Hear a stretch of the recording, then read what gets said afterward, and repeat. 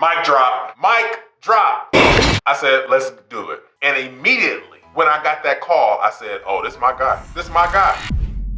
Hey guys, Cornell Jermaine here, back again with another video. If you have not subscribed to the channel, listen, you want to do that. Subscribe, hit the notification bell, and stay tuned for all the great things that we are preparing, creating for you, our YouTube viewers. So we've been talking about here and there, business, entrepreneurship, and all that kind of stuff. And today I want to talk about the number one action for any business owner, entrepreneur, whatever. This is your number one action in business. And it's very simple, very easy, and it's three simple words. Do it again. Do it again. What do I mean? When you're in business, and this is something I learned very quickly when I got into the journey of entrepreneurship, your customer, and I don't care what you're selling. We talked about in the previous video, the three major players in any transaction: the business, the product, and the customer. And when I was getting started in the business, I quickly learned that my customer had one thing that they desired. And I think this is true for any customer, no matter what the space is, no matter where you are, no matter how much you're spending. They want you to do it again. And what are they ultimately saying when they say do it again? Consistency. They're looking for consistency.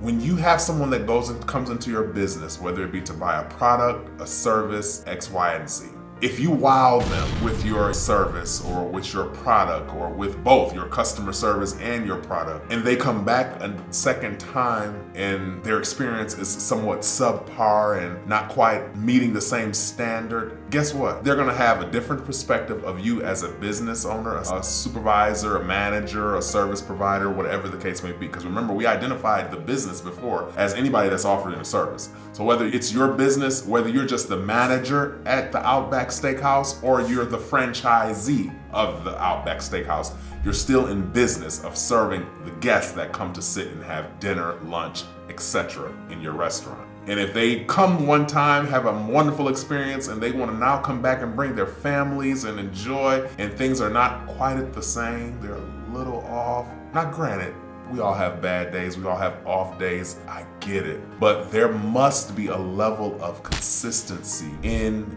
your service, in your product, etc. People are generous, people are forgiving. So they will give you a pass sometimes when it's just one of those days. You know what I'm saying? But when it's all said and done, they want to know that you still have a quality of service or a quality product that they can be truly stand by and truly want to come and purchase from you. And the moment they realize that it's not that is the moment that now they take their business elsewhere.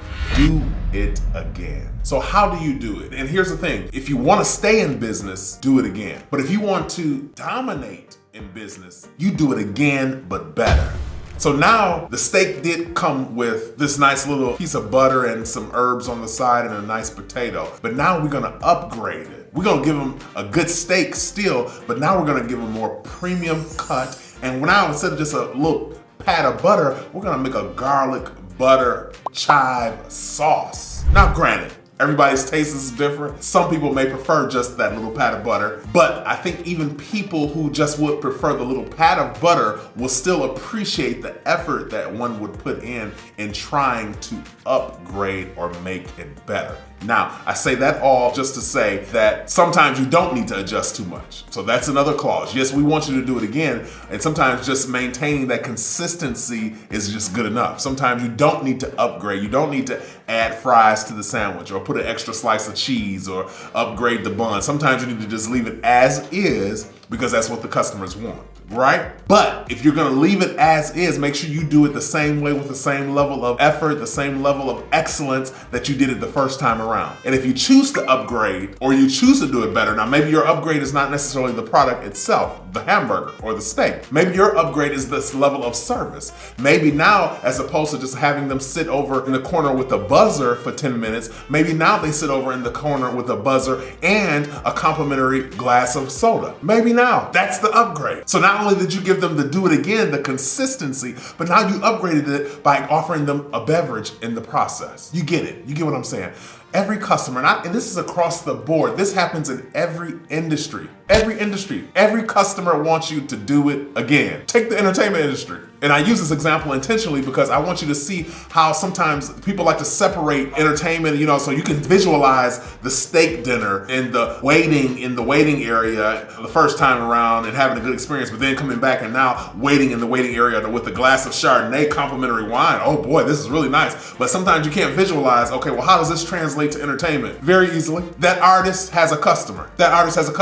And this could be a little iffy, but that customer typically, generally speaking, is the fans. That's what we'll say. But in a lot of instances, especially when you talk about major labels, that customer is not the fans, it's really that label. But that's a whole other conversation. We'll take the first option and say the customer is the fans, right? Even if the label is the customer, they're only the customer by way of the fans because they're only gonna want the artist to do what the fans really want. So even still, in that instance, it boils down to the fans, right? So the fans are the customers. When they bought that first album and you've made them feel this way and that way and ooh, and they, people with the baby making music, oh my God, that's my, barbecue music, or certain songs come on, we put on Anita Baker, that's our cookout music, oh, that's that feel good music, and any decade I have come through, you can listen to that music and it still makes you feel the same way. Guess what? When you release a new project, that customer, that fan is gonna wanna feel that same way by that new music that you're providing. They're gonna want you to do it again. And sometimes that can be a little challenging, especially when you get into creative spaces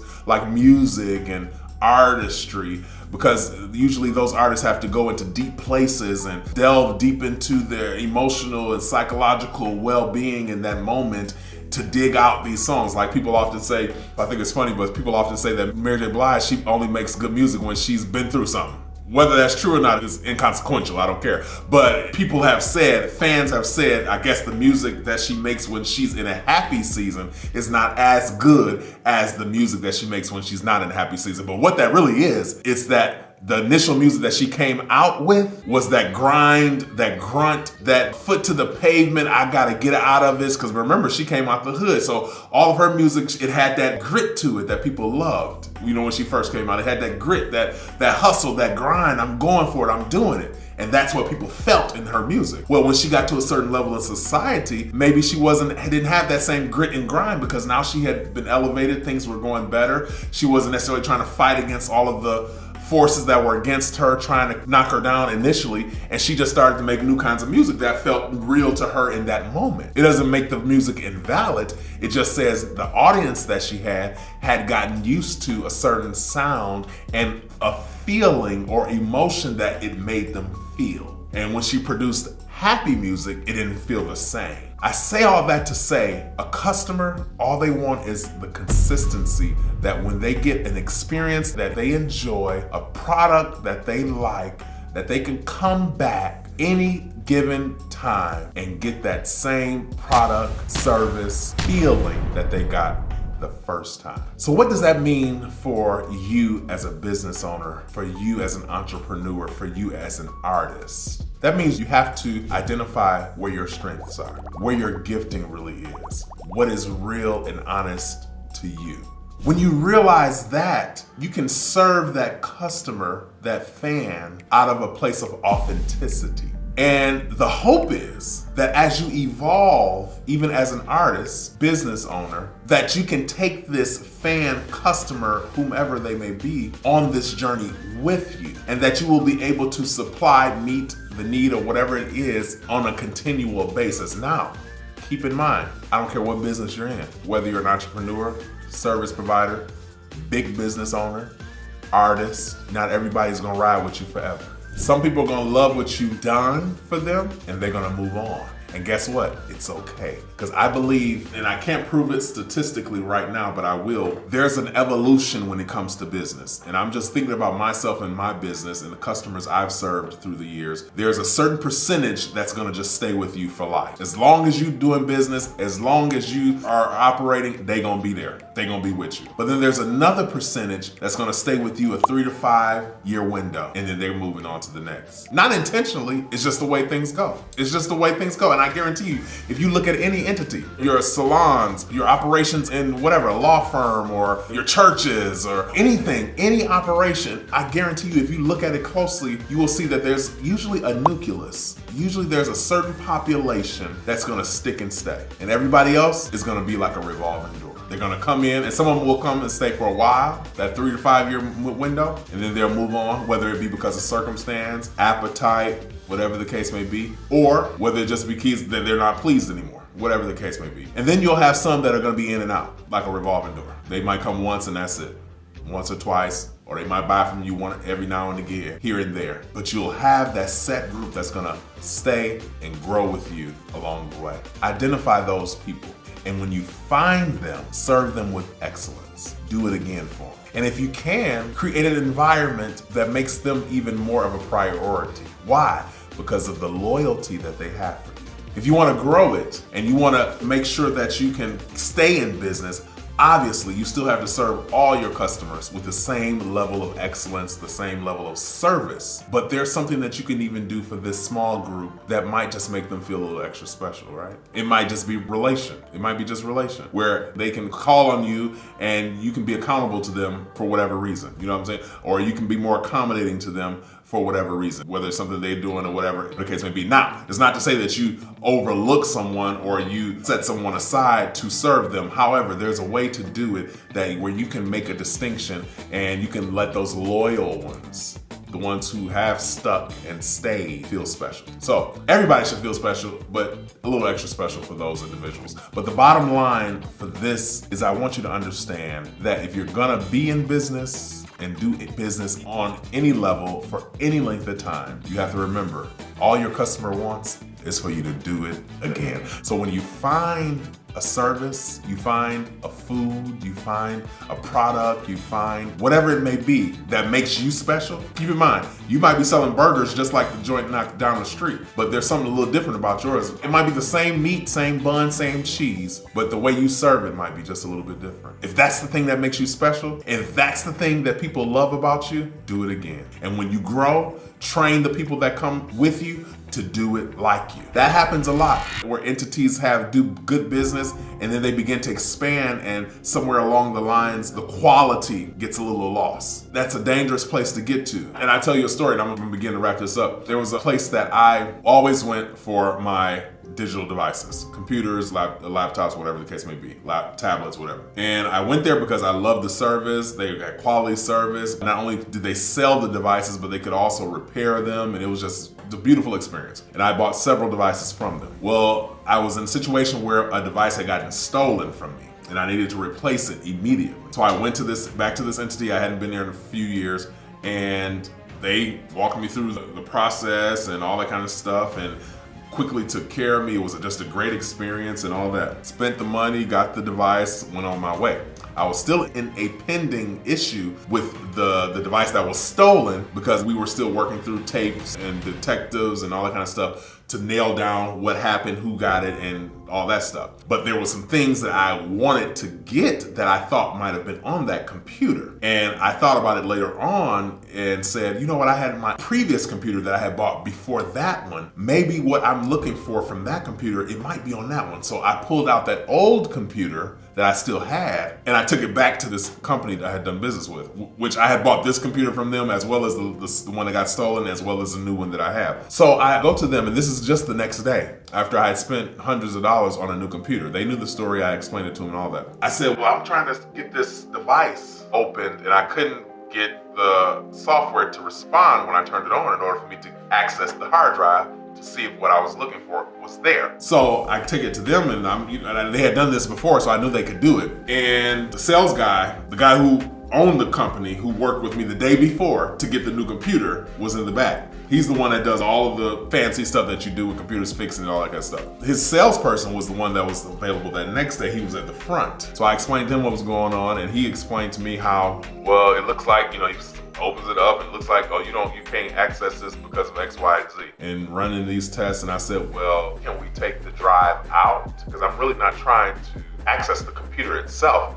I just want to access the information on the computer to see if what I'm looking for is there. And he said, well, I don't know. So he goes back and talk to this guy. And so we go through this back and forth, where he's telling me there's nothing they can do and all this kind of stuff. And I know that's not true. So I say, okay. He said, well, you can send it off to this company, but they charge a lot of money for that, that kind of thing, whatever. So I said, okay. Either this job is not worth it to them because to transfer the files from the hard drive. So he told me out of his own mouth before he started trying to tell me that they couldn't do it, that a transfer in and of itself was like $35 or $40. But if they had to go in and do a diagnostic on the computer in order to access, that it would be a little bit more, but it still was no more than like 150. So I said, well, you can't just take the hard drive out and just put it in another to see if, and he just, all this circles, just talking, circles. I'm about dizzy, eyes just, whatever, okay, whatever.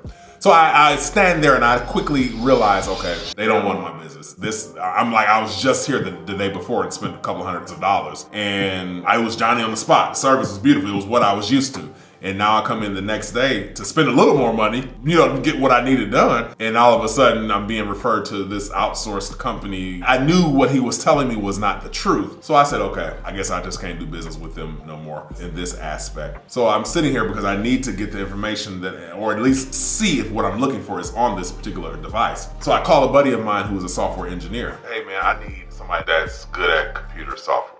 Just fixing computers. I said, who you know? He immediately sent me a number and name of a buddy of his. I call this gentleman and he says, I tell him what's going on. He says, well, this is what we can do, this is what we can't do. Bring it up here, let me see what's going on. If we have to do it this way, this will probably be the price. If we have to do it that way, it'll probably be more like this price, but I need you to bring it up here so I can at least see it. And I'm telling you to tell you that when a person gets used to a certain consistency from your business and you don't give it to them, this is what happens. I said, okay, I'll bring it up tomorrow. No problem. I Googled the address. The gentleman's place of business was just a little shy of an hour away. Are you hearing me? The guy that I had been doing business with, who was referring me out and couldn't do it and send it over to these people, had just moved his business, which I learned in this transaction, I didn't even know, had just moved his business less than 10 minutes away from where I live. Because when I Googled and they said it was closing, and I called them and they said, well, we moved. I said, oh, okay, thank goodness, because I thought y'all had closed. I was gonna have to find somewhere else to go. I said, well, this is even closer to me. That's even better. And then the next day this happened. So I get the number from a buddy of mine. I drive just about 50 something minutes away. I made a trip of it. I found a place that did lunch. I said, okay, if I'm gonna take the drive, it was a nice day, I'm gonna just take the drive, I'm gonna go out,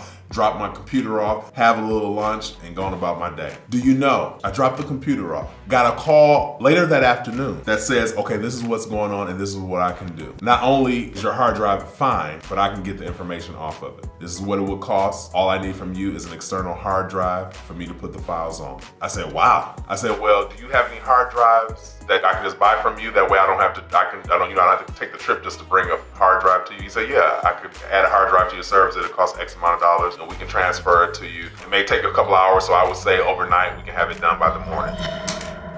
Mic drop, mic drop. I said, let's do it. And immediately when I got that call, I said, oh, this is my guy. This is my guy. Not only was he able to get the job done, but he got it done in an efficient manner. And this is what will happen to your customers if you're not consistent, if you don't know how to do it again. Now I will drive almost an hour if I have an issue with my digital devices to get them checked out by this gentleman. Why? Because he gave me an experience that I felt was superior. Something that I was used to from this other institution, this other organization, that now I was not getting. Why? Because they moved, they expanded. Maybe now I have bigger contracts. Now, oh, that service ain't gonna cost but $150. I got another service that's $1,000, $1,500. I need to focus on that. I get it. I'm that person. I understand. I have clients that I work for that pay me thousands of dollars to be on a project. And I'm not telling you this to brag, I'm telling you that I get it, I understand. But then I also have my clients who I've been serving for more than 20 years, and they may only pay me $100. But I never devalue what they bring to me. Because though I may have a contract with this institution for a few thousands of dollars, I have also an alliance, an allegiance, a responsibility to this client, as long as I'm serving them, to serve them still with the same level of service. And yes, can it be taxing? Absolutely. But you're in business. And in business, guess what? Grow up, put your big boy and big girl drawers on and wear them well. Because the moment that the excellence of service that you offer begins to change is the moment that your customer then takes an hour drive to somebody else. period. So, the number one action for anybody in business, maybe you're aspiring to be in business, maybe you're in business and you're trying to wonder why it's not taking off the way you think it should be. Reassess the way you do it. Find what makes it special and keep doing it consistently. I'm Cornell Jermaine. Listen, I hope this has helped you, and we're gonna do it again next week, same place, same time. Like this video, share it with a friend, subscribe to the channel, and hit the notification bell. And I'll see you again real soon. Take care.